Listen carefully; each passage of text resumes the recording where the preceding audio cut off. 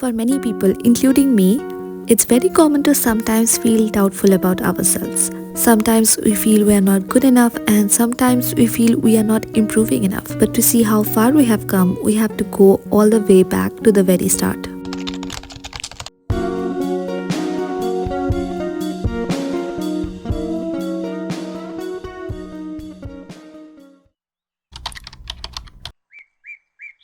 Clay has always been something that has fascinated me from my very childhood.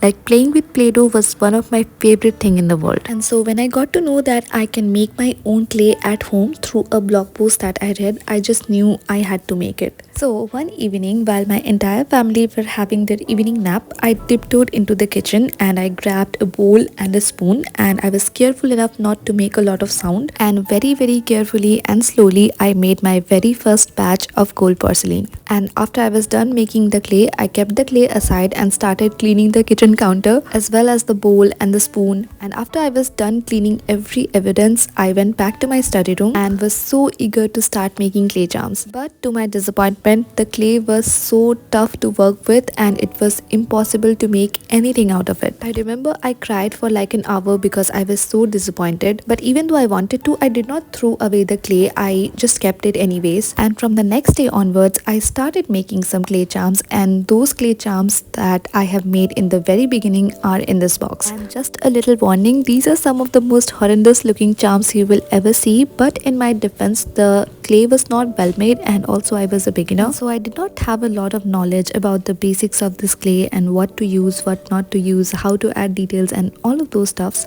But one thing for sure, I really enjoyed the process. Even though the clay was not well made, I think I really enjoyed and I wanted to continue it. And so next week I tried to make the clay again, and I think it took me around 3 tries to get my first ever successful batch of clay. By the way, look at this charm. It looks so scary. It looks like one of those black magic dolls, and to be honest, most of the charms in this box looks like black magic dolls, but I never threw them away, even though I really wanted to at some points. But I kept it anyways because I feel like they carry a lot of memories and always remind me how much I have improved over the years. And one of the major changes I saw was the texture of the clay. Previously, when my clay was overheated, there were so many cracks, and also I was not able to make any minute details out of it, and the problem lied in making the clay. I was not making the clay properly. And once that was sorted out, I knew that I had to shift my focus into the right materials now. And so I begged my elder sister to get me a chalk pastel set and some of my clay tools like dotting tools and crafting knife.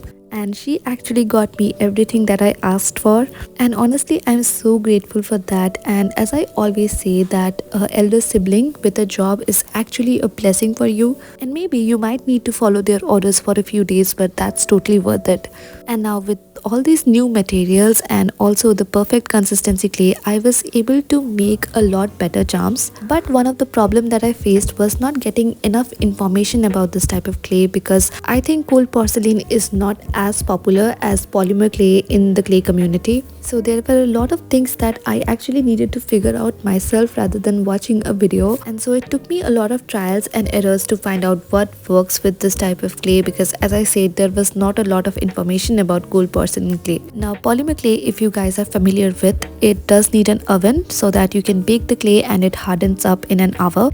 Gold porcelain on the other hand is air dry clay, which means you just have to let them air dry. But the problem is it kind of loses its shape while it dries up, because the process is very slow, unlike polymer clay which can be hardened in just an hour. And so I found out this technique that usually works out for me. So what you will be needing is a very soft satin cloth, and then lay your charms on top. For the first 24 hours, I like to cover it with some kind of lid. The lid kind of like slows up the drying process, because sometimes if it dries too fast, it can form cracks. And then for the next 3-4 days, I just leave it open, and after around a week, our clay charms are dried and are finally ready.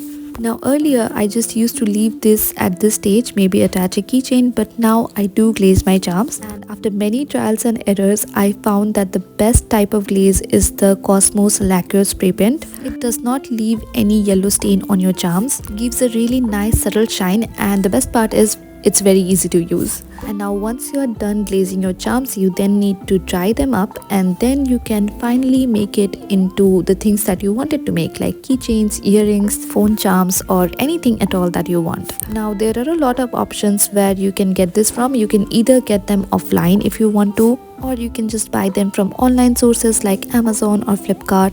Now you can also get them from wholesale online sellers, and of course their prices are a bit cheaper, but if you're a beginner you can just go with Amazon. I still get most of my stuffs from Amazon.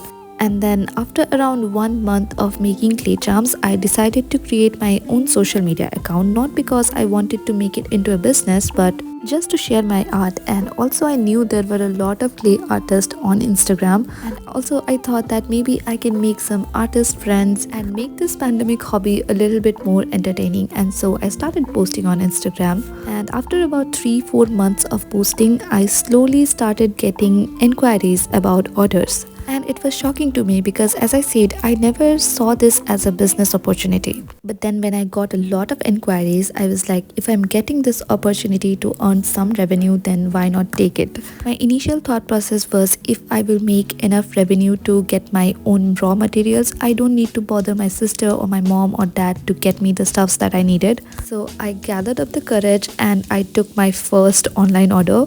And at that time, I thought one of the biggest hurdle would be shipping and packaging, because I was like so confused. I was like, where do I get my packaging supplies and how do I ship my items? Later, I realized that it's pretty easy. You just need to surf a little bit on Amazon. I will link some of the products that I use for packaging my items in the description if you want to check that out. Honestly, I have never been great at packaging, and truth be told, I do not enjoy this process at all.